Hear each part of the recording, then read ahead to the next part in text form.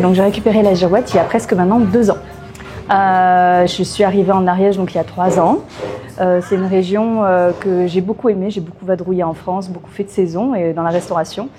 Et j'ai trouvé mon pied-à-terre et mon chez-moi ici. J'ai récupéré la Girouette parce que j'aime beaucoup ce lieu. Je l'affectionnais déjà auparavant de loin. Je n'avais pas forcément le temps d'y venir parce que dans la restauration, on ferme tous les mêmes jours. Mais j'avais du coup tous mes colocs qui venaient ici, qui m'en parlaient beaucoup. Et quand j'ai appris en fait qu'il fermait, ça m'a un peu fait mal au cœur parce que pour moi, ce lieu il est vraiment très important dans le coin. On en a très peu, on est très loin les uns des autres. Et quand on enlève un maillot de la chaîne, je trouve que il y a quelque chose qui se perd. Et du coup, j'ai décidé de reprendre ça à l'époque avec mon ex-associé qui s'appelait Quentin.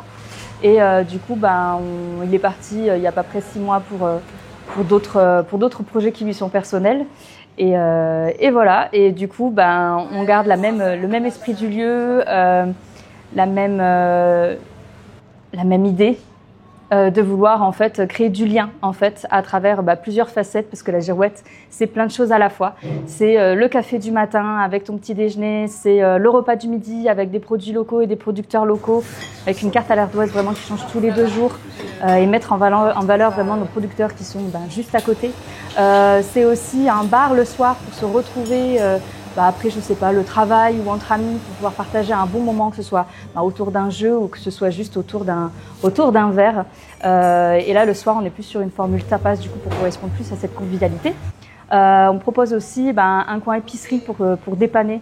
Quand on a oublié de prendre une bouteille de vin pour aller au repas, on a une bouteille de vin local. Si jamais tu as oublié des œufs, on a des œufs pour les gâteaux. On a un petit peu de tout et on a aussi beaucoup d'artisanat local pour les cadeaux.